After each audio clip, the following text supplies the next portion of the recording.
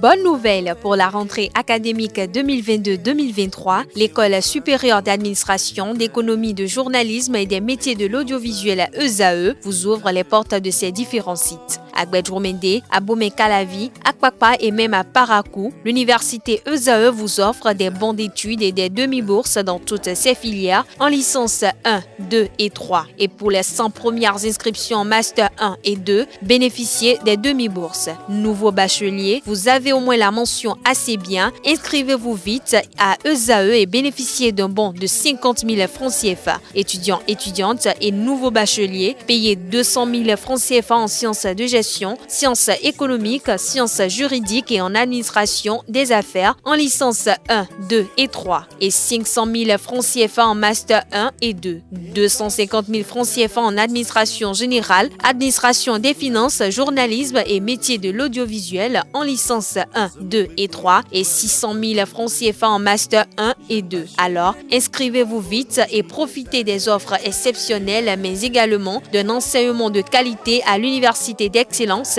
ESAE. Infoline 90 93 65 21 ou le 98 98 14 00. ESAE, l'excellence à un nom.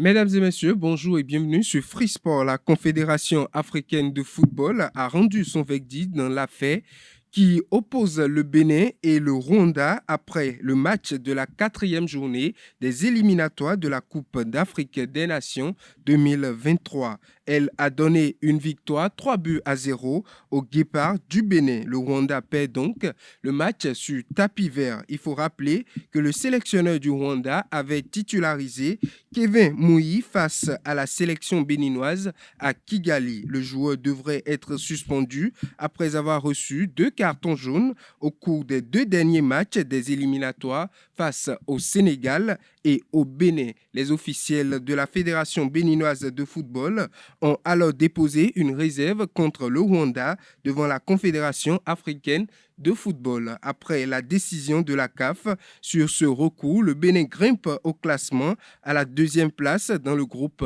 L avec désormais 4 points. Le Mozambique est 3e avec 4 points également. Le Rwanda occupe la 4e position avec 1 point. Le classement est chapeauté par le Sénégal qui est déjà qualifié avec ses 12 points.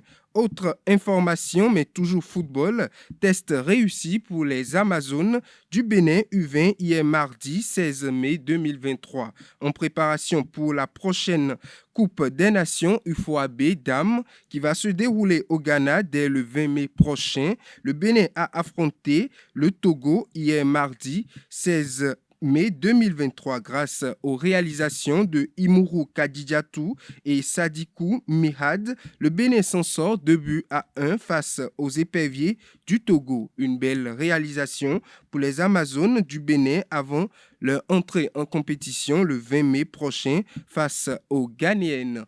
Autre information, à l'issue de la 59e édition du Challenge Cotonou Skating qui s'est déroulé le dimanche dernier, plusieurs skateurs se sont illustrés par leurs performances, notamment les champions d'Afrique. Cet événement a eu lieu à Akpakpa, derrière Ciné Concorde, sous le regard du représentant du ministre des Sports, directeur des sports élites et ancien arbitre international, Bonaventure Kofi Kodia, et du directeur départemental du sport, de l'Atlantique et du littoral, Edgar Jossou. Sur les 10 km à points sur route de la catégorie défi, c'est le champion d'Afrique en titre, Issoufou Bachirou de Roller Pro, qui a tenu son rang en terminant premier de la course avec 48 points au compteur. Au niveau du saut en hauteur, Salifou Mouraya, champion d'Afrique en titre hockey en Égypte, a logiquement dompté ses poursuivants lors de l'épreuve. Dans la rubrique Battle Homme, c'est Balogun Hawad et Itayo des Aigles Skaters qui s'est adjugé la première place.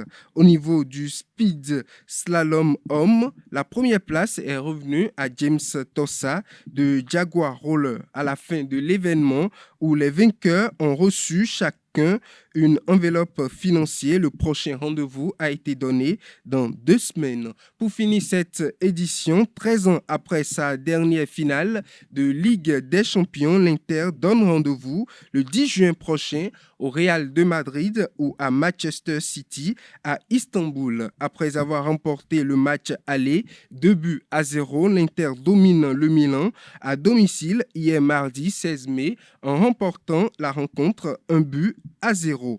Pour un cumul de 3-0, l'Inter file en finale de la Ligue des Champions et attend son adversaire ce mercredi après le choc entre Manchester City et le Real de Madrid. C'est la première fois depuis 2010 que l'Inter atteint la finale de la Ligue des Champions. Mesdames et messieurs, c'est tout pour Free Sport.